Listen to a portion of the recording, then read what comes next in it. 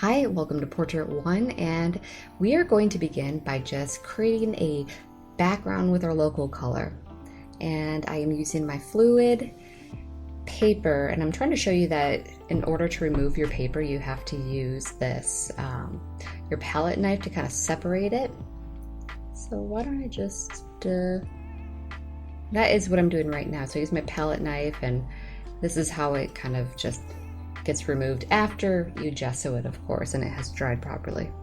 Now I'm taking my white tape, and this is an art tape that will keep your work from, keep your paper from ripping if you've gessoed your paper first.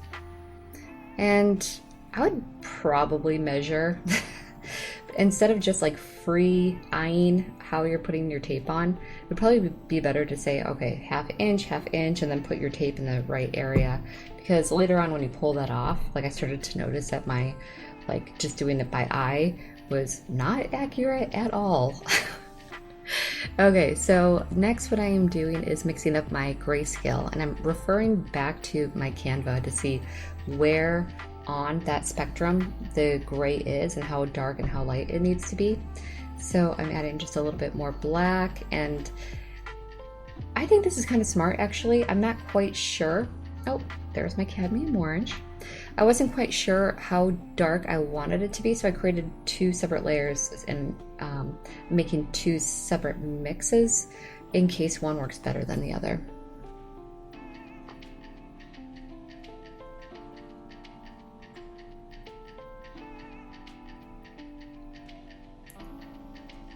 Okay, now I am adding my matte medium, and you just want to have enough where you kind of feel like it's a 1-to-1 ratio. You want it to be slightly transparent, and I'm using about, that is a flat brush, but it looks about like a either 3/4 inch or a 1/2 inch brush. You want your brush to be big enough to be able to fill the space quickly because it does dry quickly, your acrylic paint does. But you don't want it too big where you don't have control over where your paint is going either. The matte medium does kind of like, I don't know if you can see it properly. I know that I'm having a hard time seeing it because of the reflections, but it kind of like, if you don't, it gives you a little bit of a gap. So what I did was I ended up letting it dry, and I didn't show this part, but I ended up doing a second layer to make sure that it's nice and even on the background. Okay, so next up we have, well, I'm just showing you that we have our printed reference photo in black and white, and I am going to make sure it fits and cut it out. So after this first portrait, just to give you a heads up, I ended up shrinking down all of my reference photos to 7.5 by 7.5 inches because I didn't want a lot of it to be cut off by the tape. So, but I think in this first one, this is an 8 by 8 inch. I'm not quite sure. Okay, but anyhow, I'm trying to figure out where the portrait is going to go so nothing gets cut off too much. The graphite transfer paper just rolls out kind of like parchment paper. One side has graphite on it and the other side does not. And even though you can tell really well that that side has the graphite on it, when you're there in person, they look very similar. So it's best to kind of do a scratch test. And what that means is like lay it down where you think it's graphite side down and just scratch on top to make sure that it is coming through. Because I did make a mistake once where I did my entire transfer upside down and nothing came onto the canvas. That was not fun. All right, so I just did my scratch test and I'm making sure that it's covering beyond the tape. And I actually, this is a little bit of a trick. I could have used my white art tape again, but I actually switched to a regular old painter's tape for my transfer. And the reason why is if you start to do more than one transfer, sometimes when you're like in a rush or you're just like, I need to get, you're like not thinking, you're going to rip up the wrong tape, and that could cause some problems, especially if your paint is like, if you need it in a specific spot. So by kind of keeping everything separate, different colored tapes, different colored pens for different layering, like, I don't know, just if you can come up with a process that works for you, that would be great. Of course, you can absolutely use just white tape, your art tape, for taping down your transfer. But I think this is just kind of like a clever tip that really has helped me and saved me in like a lot of times. Okay, I'm also using painter's tape to tape down my reference photo. And when you saw me doing like that finger thing, all I was doing, red pen, I love this pen for my transfers, by the way. It has such a fine point. I will make sure to put this one on the materials list. A regular red ballpoint pen works as well. But anyhow, we're talking about the tape, transfer paper, blue tape, you know, just make sure it's taped to the table as well, so it's not moving around in case your transfer accidentally unsticks. And so yeah, I'm starting off with the eye. Usually I just start, like, it doesn't matter where you begin your transfer. You can start underneath, but what you're going to do is kind of outline any information that you are going to need for the painting. And at the moment, I am making sure that I'm getting the highlights, the midtones, and the shadows in. And if you see those lines, those hatch mark lines that I'm doing right now, the lines that are right next to each other called hatch marks, I kind of use that sometimes to let me know that there's a shadow there. The wider I make my hatch marks means there's less shadow, more light. And the closer together the hatch marks are means that the shadow is kind of dark. By doing hatch marks, it allows me to not get confused at what is a contour line and what is a shadow. Although I don't always stick to that. In this one I am doing hatch marks, and I know that I do it in a few more in my series of portraits, but it's not an absolute. Sometimes it's just one day I feel like it and the other day I don't. Okay, so here's something to note, that I'm adding the hatch marks in on the shadow where the lip curves up. I know at the moment it kind of looks like a mustache, but the only person who really needs to know this information is me. So if you are coming up with a way to give you some tips and tricks for when it's time to start painting and say, hey, you might want to pay attention to this later, you do your own thing. Like, if you don't do hatch marks, it's fine. Maybe you do something else. Those are things that you will just kind of start to do on your own, and whatever works for you works for you. It doesn't have to work for anyone else. Okay, so the transfer is the first part of the painting process where you're getting to know your subject very well. And there's no shame in a transfer. And I know I've said this before, but in fact, there is actually, I'm not sure if it's scientifically proven, but I feel like it is. But the act of going over with your lines and mapping out your subject's face is going to help you immensely when it comes time to painting your portrait, because this is the first thing that you're doing where you're getting to know where the shadows are going to go, where the highlights are going to go, little intricacies of the face. And of course, if you did your own drawing, that is fine as well. But when it comes to doing realistic portraits, most of the time you do realistic portraits for a customer and they give you a photo to work off of, and I would say, unless they really love your distinct style, most of the time people are paying for likeness with the photo that they're giving you. So it's kind of essential to use a transfer in order to make sure that you are going to satisfy your customer. And I know that is tough to hear sometimes, but a lot of us have to make money by doing this. And one of the things that makes your customer happy is making sure that you get the likeness. Even a book I just read from the 1800s talked about hiring an artist, and they did a terrible job with the likeness and how unhappy they were. And I thought that was kind of funny and interesting. That I was like doing a portrait class at the same time of listening to that. But anyhow, if you are someone who has a very distinct drawing style, you might not need to do this because you are somebody that is being hired for your style. If you are someone who doesn't have a style yet, then doing this is kind of important because when you start to learn by doing, eventually you do it enough. Okay, real fast before I finish that thought, I'm just spraying it with a fixative.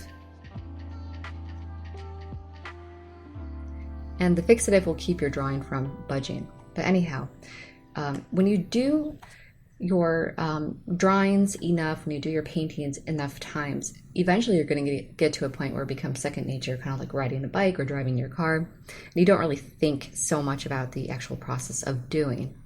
When you get to that point, it's going to be far easier to break the rules and create your own style because you know which rules to break. But when you're first starting off, you kind of need to imitate, or you kind of need to learn about how things are. You just need practice. So imitation is the way that we learn. And eventually, if you do it enough, then it's going to be easy for you to say, you know what would happen if I did this differently? Or what would happen if I changed the lighting here, or I changed the style here, or I made the eyes bigger, or whatever. And so that is when it becomes easier to make your style, although some people just have their style. And I think one thing to keep in mind throughout this course is this is one way of doing it, but there really is no right way to do something. But doing it this way that I'm showing you has given me a lot of, it's kind of helped me avoid a lot of mistakes, or it kind of gets me to an end result where I'm not stopping halfway through because I'm frustrated with the process. For me, in order to finish your piece, it's like one of the most important things. And so many times as artists, we get so frustrated throughout the process that we end up giving up.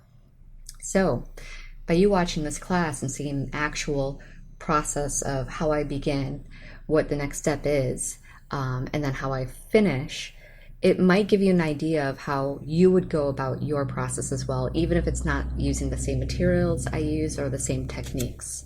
How can you get to the end result is the most important thing. And how can you get there where you actually enjoy the process rather than kind of fearing everything and kind of being frustrated by it, where it just leads to you stopping. Okay, so I've talked a little bit too long, and we'll move on to the next portrait. All right, or I'm sorry, the next video. I will see you there. Hi, welcome back, and we are blocking in values part 1 with matte medium. Okay, so what we are going to do is create a value scale. Now in this first portrait, I kind of go above and beyond creating my value scale, where I make my tints, my tones, and my shades. So tinting is when you add white to your pure pigment. So I'm using a cadmium orange. And tone means when you are adding gray to your pigment. So that's the one I'm working on right now. And the last one is when you add black, and that is your shades. I think this is the only portrait where I actually mix all of my tints, tones, and shades. And the reason why is because, well, I guess it's because after a while you don't really need all of those to know what you're doing. I kind of did this on purpose so you get the idea of like how things would look. But most importantly is I kind of create one value scale and have a little mixture of some tints, tones, and shades. And then from there, I can either build up my opacity by adding like a few layers of my gloss glazing, or I just use the colors that I mixed. And then I can, if I'm not happy with it, you can always let it dry and then do a second layer. But anyhow, so how I begin is anytime you mix up your paints, don't actually think of yourself as taking that paint and applying it directly to your paper. And the reason why is If you apply it directly to your paper, you're going to lose all of those lines. And we don't want to lose them yet. We want to be able to see that information for like a few steps into the process. And what that means is every layer that we create, we're going to be adding glazing liquid or matte medium liquid to the paint directly, to the point where when you see it on the glass palette, you should be able to see the glass palette below. You don't want to see your paint or not be able to see the glass through your paint, like kind of how it looks mixed at the moment. Everything has to be a transparent layer. And even though you could go a little bit more opaque with this first layer, I still wouldn't recommend it, because why not give yourself as much information for as long as possible, and then at the very end, if you're still seeing those lines, you could go a little bit more opaque and cover them up. But at least by having that information available, you can throughout the process just like keep building until finally you know, all right, I'm getting close to the end. This means that I can add my color glazes and my details, and all this probably doesn't make sense to you at the moment.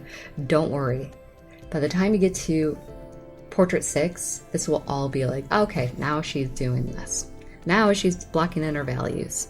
So what do I mean by blocking in values? Okay, so I begin by adding in my darkest values, which would be like my blacks added, so cadmium orange mixed with black, and then mixed with my matte medium. And if you add in all your darkest values first and then kind of progress towards your lightest values, then it's easier to see the gradient, which means that it'll be easier to see a shape in the face as opposed to just it being one flat surface at the moment. And we just have to give the illusion that this face is three-dimensional, even though we're painting it on a 2D surface. And how we do that is by adding in different values that create a gradient to another value. So what does that mean? Okay, your darkest values will push backwards and your lightest values will go forward or give the illusion of coming forward. Similar to your warm paints will appear to come forward, and your cool colored paints, your blues, purples, greens, will appear to move backwards. So we can use those tricks to help us create the illusion that something is three-dimensional. And with skin, even though you may have some maybe you have some awesome like jagged features, whatever. No matter if you have hard features or whatever, your skin is still wrapping around your skeleton, which will make everything a little bit smooth and rounded. So keep that in mind, that everything does have to appear a little bit round, even if you have very distinct features or whatever. And the way that we do that is creating a gradient. And a gradient is when we progress from light to dark, where there's no harsh line dividing it. Kind of like you see a harsh line at the moment on her cheek. So if we're looking at the screen at the moment, her the left side, so her right cheek, but her left, we're looking at it on the left, there's that harsh line, and there's not a good gradient that creates a transition from light to dark there. So later on, I'm gonna have to soften that out. Oh, looks like I heard myself. All right, so at the moment, I'm going very heavy with my light values. I think I did not add enough glaze, to be honest. Okay, real quickly, from portrait number 1, I'm giving you this tip. We have a matte medium on our palette at the moment, and that's what I'm using to create transparency. I no longer, at this point in time, with me talking over this, I no longer use matte medium. I switched to gloss medium completely. And I'll tell you why in the next video, but okay, clean up, spray your glass palette with some water, and use your razor to scrape off the paint before you begin mixing again. Okay, I will see you in the next video. Hey, welcome back. This is part 2, and I'm blocking in values again with my matte medium. Okay, so you see all the blotchiness that I'm getting on the skin at the moment? Yes, that could be because my paint was drying. But also, the matte medium, I'm gonna put it on the materials list as optional because now that I'm a much like older and wiser. But okay, so I don't use this anymore in my paintings because the gloss glazing liquid just basically did everything I wanted it to do. And why not only buy the things that work rather than buying all the stuff, you know, that doesn't work? And but I wanted to try it out because I thought that even though I used the gloss glazing liquid in the past, I had this idea that by playing with your finishes, like matte versus your gloss, would create this illusion of like a separation when you created your other layers. In a way it did, and I had a great success with another painting that I did, but not enough for me to continue using it. So that says a lot. The gloss glazing liquid ended up doing everything I needed it to do, including creating a really interesting separation between the layers. So from portrait number 1, I'm telling you right off the bat that if you're going to purchase any of the supplies on the list, the matte medium is optional. Okay, so what I'm doing at the moment is I'm using, it looks like a filbert brush, and a filbert brush really is just kind of like similar to a flat brush, but it's rounded on the top, but it's wider and rounded. When I apply my paint on the skin, I use a patting motion. And what I mean by that is I rarely drag my paintbrush. Excuse me. I rarely drag my paintbrush. Instead, what I do to cover a big amount of surface area is kind of use a patting thing where I kind of go pat, pat, pat, pat, pat, pat, pat, pat, pat, and like pull it down that way. And the reason why I do that is because it kind of like pushes the paint into the layers that you've already done without accidentally pulling up the paint from underneath. And I've had some problems where when I'm dragging my paintbrush on acrylic paint, that if I have too much water or too much medium, so the gloss glazing liquid or the matte liquid, you can potentially pull up the layers underneath. And not only that, but even, I guess I do the patting with my oil paintings as well. I think it just works really well with skin because you're kind of like creating a gradient that is still smooth. And if you want it even smoother, while your paint is wet and after you pat in your paint like that, grab something called a blending brush or a mop brush.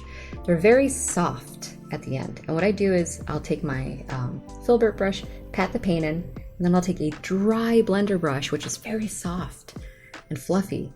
And while the paint is still wet, you can just go over it and soften it completely. So it blends your paint even more and makes your skin look very smooth.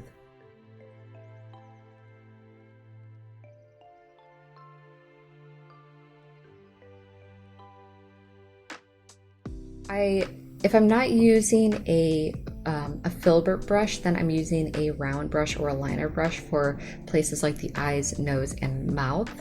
And a liner brush creates very great lines, and that's why it's called a liner brush. It's very long, and you would use it by making sure you have a lot of medium added to it with a very small amount of paint, or a lot of, like, you could use water as well, but keep in mind that you'll lose a little bit of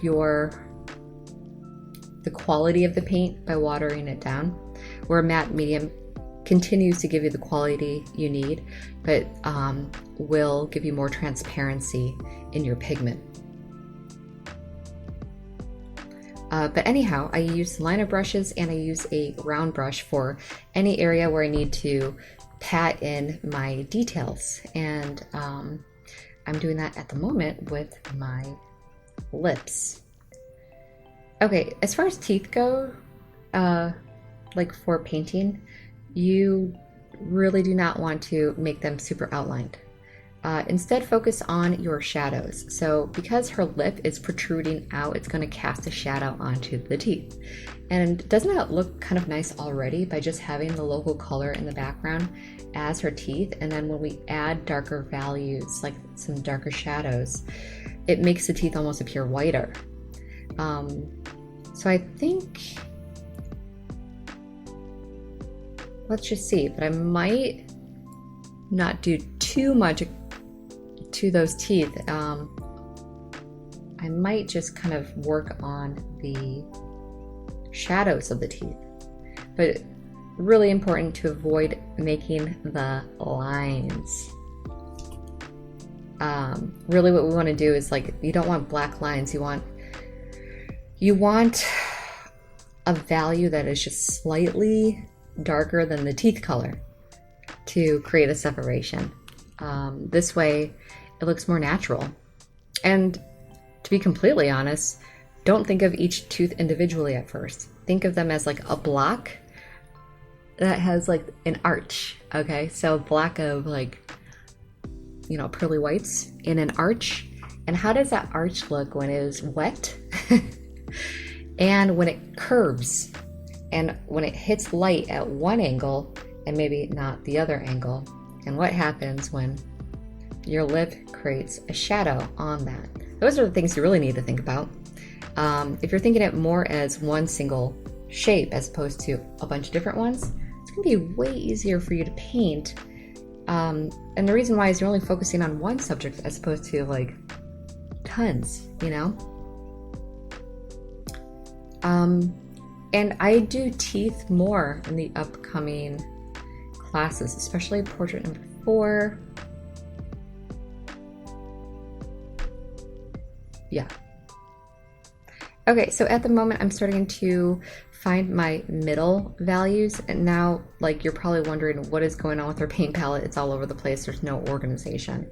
And you are absolutely right. So my paint palette looks like this when I'm just trying to get to a point where my gradients will, to be honest with you, at this point in time, I'm pretty happy with my underpainting. So all I'm doing is finding the places on the face that need a little bit of work. And that's why my paint palette looks like that. Not everything looked like it needed work. To give you a little bit of advice, just do a value scale every single time.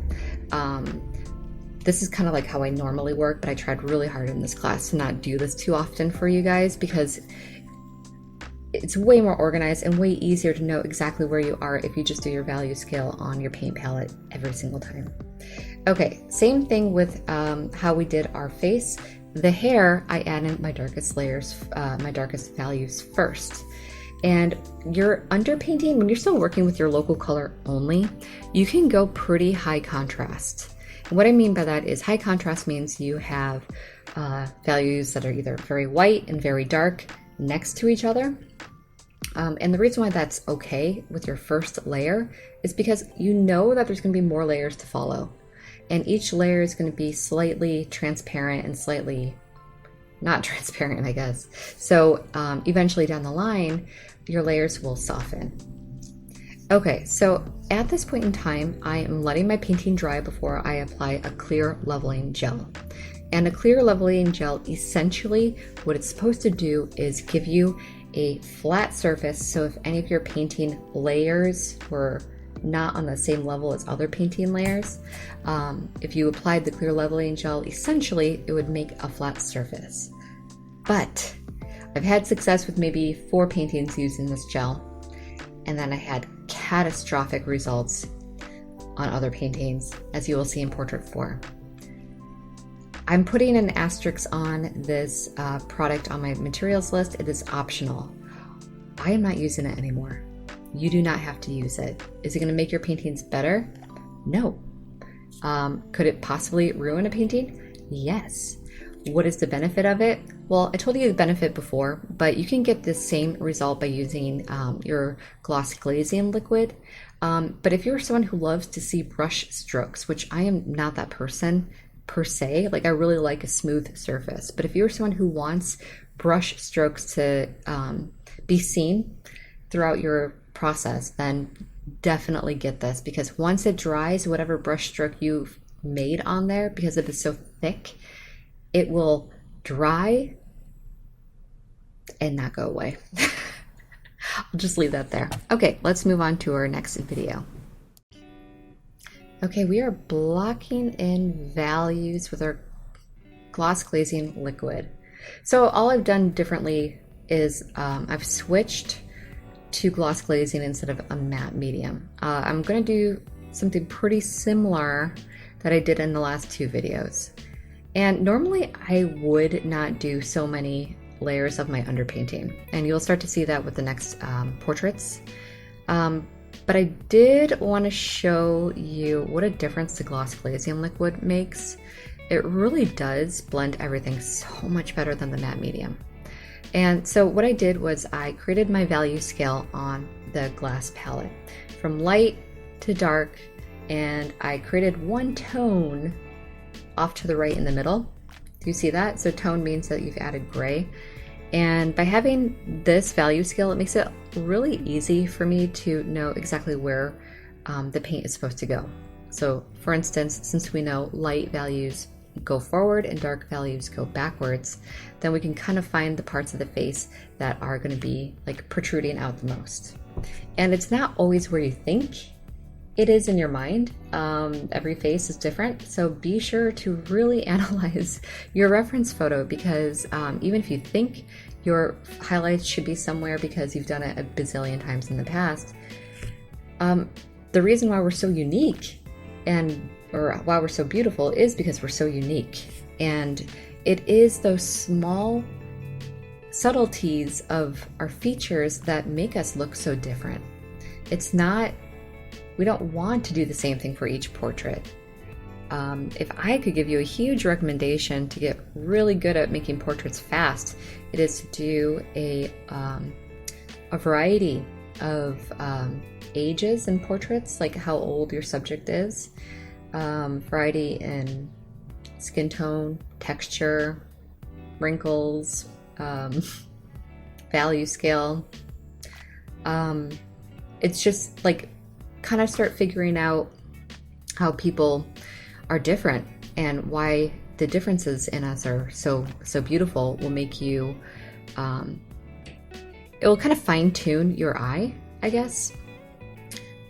Because really this is a skill that needs to be practiced like anything else. Yeah, sure, you need to have an interest in art in order to continue pursuing it, but you get better at art by practice. Like, you're not going to come out of into this world from a baby. You're not going to pick up a paintbrush and know how to do this, right? It takes a lot of learning and seeing and experiencing life and people in order to learn how to paint a portrait and why a face looks the way it does in certain conditions, different lightings, even when we're stressed.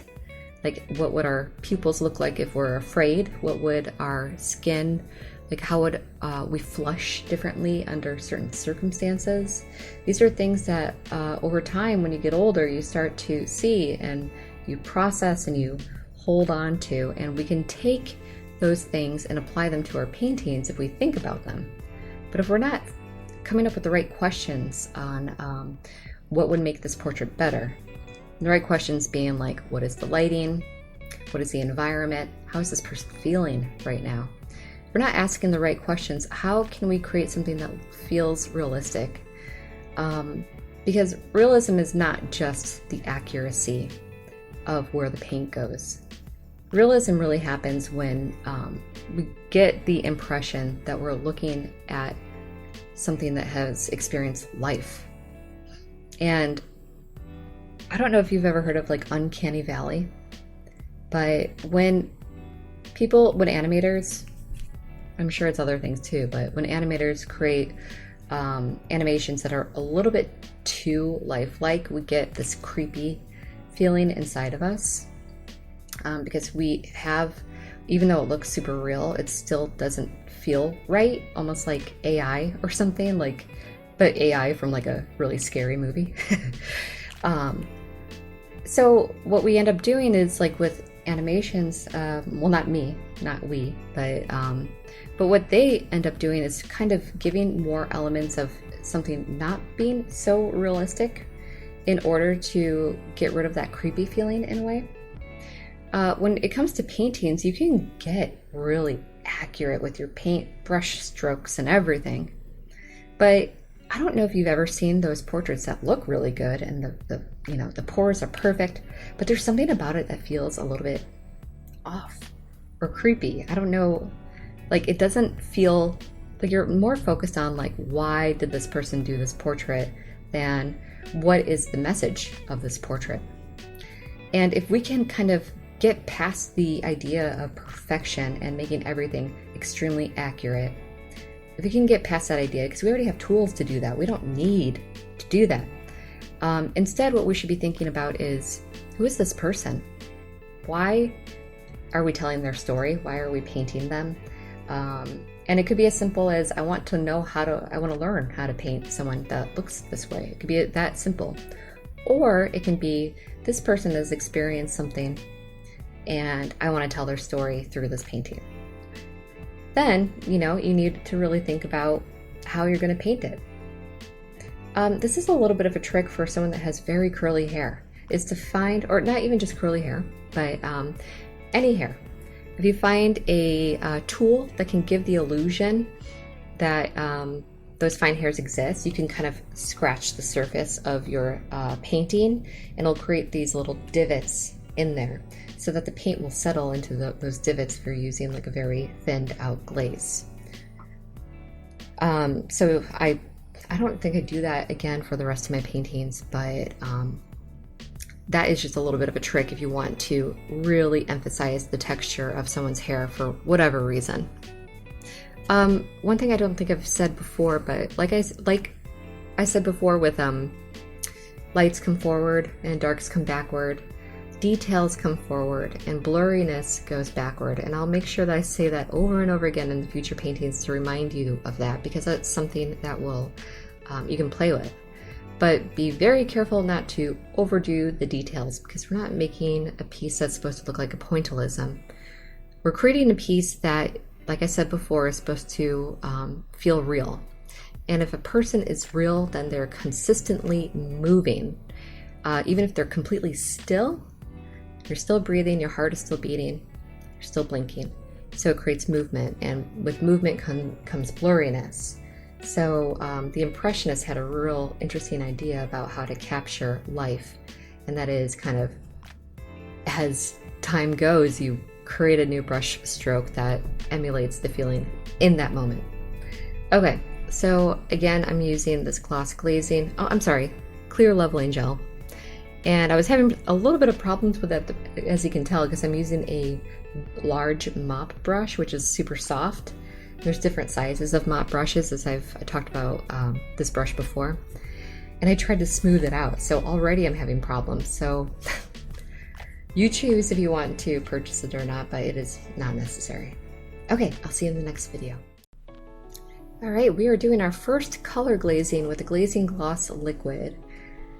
So it looks like I have my cadmium orange, my white, and my black.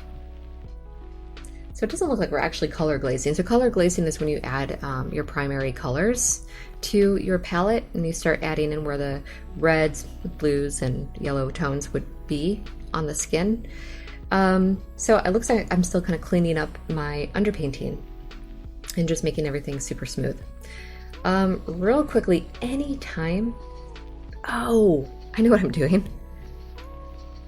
I'm creating a grisaille on where her shirt would be. This is a little bit of a trick that I use for clothing. All right, because clothing can be like any color, you could either do the logo color of the thing that they're wearing, like, so she's wearing a yellow shirt, you could do a whole thing in that logo color. Another thing that you can do is create a grisaille, where you're just basically creating a grayscale, like a black and white photo of where the highlights, midtones, and shadows would be. And then later on, you can do a color glaze over it, so you don't have to worry about if you like forgot about the highlights, midtones, and shadows. In portraits 5 and 6 in this class, I do an entire painting with an entire underpainting with a grayscale grisaille, and you can see the difference between how that would look. Where this one we did a local color underpainting, and for portraits 5 and 6 we do a grayscale underpainting. and add color glazes on top of that. But the reason why I do that with clothing so often is a grayscale grisaille is because sometimes clothes will change color or because of different patterns that they're wearing. So by only focusing on the grayscale first, then later on all I have to do is add a color glaze over it. And it makes my job a lot easier. Okay, so I finally added in my red, my blue, and my yellow. And I think for this painting specifically, I used a, I'll have to check, but it looks like a cobalt blue, but it could be a phthalo blue. They're very similar. And I always use Hansa yellow. And I think for this one in particular, I used, I think it's pronounced Naphthol, Napthol. Naphthol red because it's very vibrant, and she has this makeup on that is very vibrant. So I thought it would be fun to kind of play with that color, not only add it to the flush of her cheeks and her nose and everything, but also use it for the eyeliner. And by using the same colors throughout your piece, then everything feels more unified, more cohesive. Okay, so now what I'm doing is going and finding, like, pushing my darkest values in, like, to the back, basically. I'm creating a little bit more contrast. And since her hair is very tight curls, it's very important for me to kind of see the highlights of the curl, but also see that how they, when it curls, it creates almost these little chunks. So I don't have to paint each one individually. I'm just kind of giving the illusion of where that would be.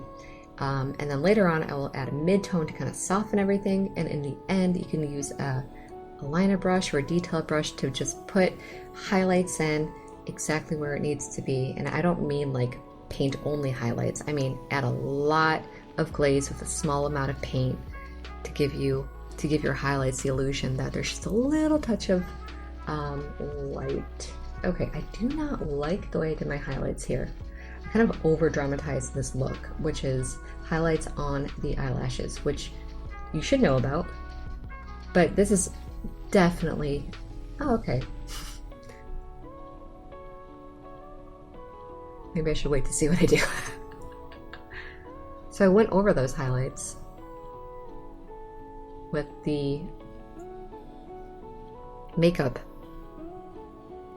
So I guess that's a good thing because now I'm going in with my dark lashes and going over where the highlights were. And so I guess it worked out. Okay, let's see how we wrap up this painting with video 6. I will see you there. All right, we are back with the final video for this first portrait. And I'm using a liner brush at the moment, and it looks like we're just continuing where we left off in the last video. I'm using a liner brush to give myself some details. As I was talking about before, when it comes time to details, you may be tempted to just go full on paint only, like add in like long eyelashes or like freckles or whatever. And we do have to do freckles on this painting, but as you notice, I haven't added any of the freckles yet. Anytime you do details at the very end, moles, freckles, eyelashes, whatever, you must make sure you put a lot of gloss glazing liquid into your paint. That is a huge must, and the reason why is you don't want to get to this point where everything is soft and it looks so natural and realistic, and then at the end you have these big like things that are just popping right off the face. If you want to play with that, just do a few portraits first that look a little bit more natural, and then you can play with that. Real quickly, her eyebrows. This is a great example. First, I created a soft glaze that was darker to emulate the shadow of the eyebrow. After that, then I started to add in a second layer. It looks like she colored her eyebrows like a reddish color, so I added that glaze in. After that dries, and later on I can go in with my detail paintbrush and a lot of gloss, a little bit of paint, and then add in the actual eyebrows. Did you notice too, as I was talking, I started working on the shirt. And by going over my grisaille, it's already starting to give the illusion that there's some curve to it. It's not refined, but I also added that yellow where it's reflecting up onto her skin. Since this shirt is very vibrant, it would give this illusion of reflecting onto her skin, especially if, depending on like the lighting or whatever. So I was able to add that color in there, and it really is starting to look more lifelike, even though it is kind of a stylized portrait. And I'm going in with just some low, or I kind of, that might be the local color. It looks like a cadmium orange. I'm just going in and popping out some of my highlights there by adding in the local color. Highlights can be, don't have to be white all the time. The brush I'm using at the moment is called a liner brush.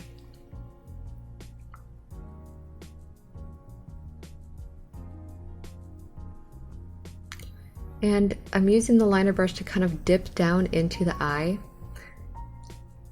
And what I should have done before even doing this, to be completely honest with you, is before even adding in your eyelashes, you want to add in the eyelash reflections on the eyeball first. I'm not sure if I was just like, I may have been rushing this one because I wanted to make sure that I was able to. Sometimes I rush on a painting if I'm like tired and want to go to bed, to be completely honest. So I'll rush through a process and skip some things. But by skipping things, you kind of lose on the little details that really make a portrait look real. And one of the things that makes your portraits look real are the reflections in your eye. And what is being reflected, like eyelashes. So don't forget those little details if you want your portraits to look more realistic. Really analyze your reference photo and see the things that will separate your painting from someone else's. Okay, now what I'm doing is adding in some of the red directly onto it. And I'm kind of using this red and orange as as my neutral colors. Oh, here we go. Here comes my freckles. Here is the tip. I'm using my liner brush to add the freckles in, and then I'll use a mop brush to kind of blend them out a little bit. I said mop brush, but I think they're also called blender brushes, depending on like when you're searching for your materials. It could be either a mop brush or a blender brush. But anyhow, I added my freckles on at the very end. I think they could actually be darker in at the moment than they will be after this painting dries for a few days, because I tend to add a lot of gloss glaze. And one of the things that ends up happening, especially when you're filming on a video, is it appears to look a certain way on video, and then after it dries, it kind of blends, it kind of like settles, I guess. So it might look different. But at the moment, like, it does kind of look like those freckles are a little bit too dark, to be completely honest with you. I know that I would probably, if I were doing this, I am doing this, just in a different time. But I would make my freckles a little bit more transparent by adding more gloss glazing liquid. If you need to go darker, just make sure, if you want to go darker, you can. That's what I'm trying to say. But just make sure you go darker, like let it dry first and come back to it later. Okay, real fast, the hair. I think a lot of you are like, wait, when did the hair happen? I've kind of been working on it throughout by doing different layers of the hair at different points in time and then letting it dry. I added my cadmium orange, which really were the only highlights that I used. I think you use like white highlights. And then in the end, I kind of used a medium tone value, so like a toned out, or even just like a middle scale version of my cadmium orange, and then applied a lot of glazing, did a glazing layer on top of that to kind of blend in everything. And the final part of the painting, the exciting part, is when you remove your tape and it looks like a finished product.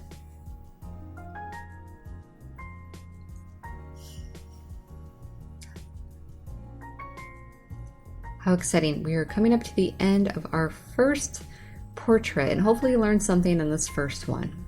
Trust me, after you watch all of them, you will know a lot of stuff.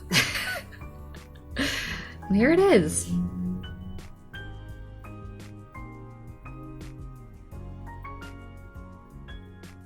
Okay, everybody, I will see you in the second portrait, and it's gonna be a lot of fun. I'll see you there. Bye.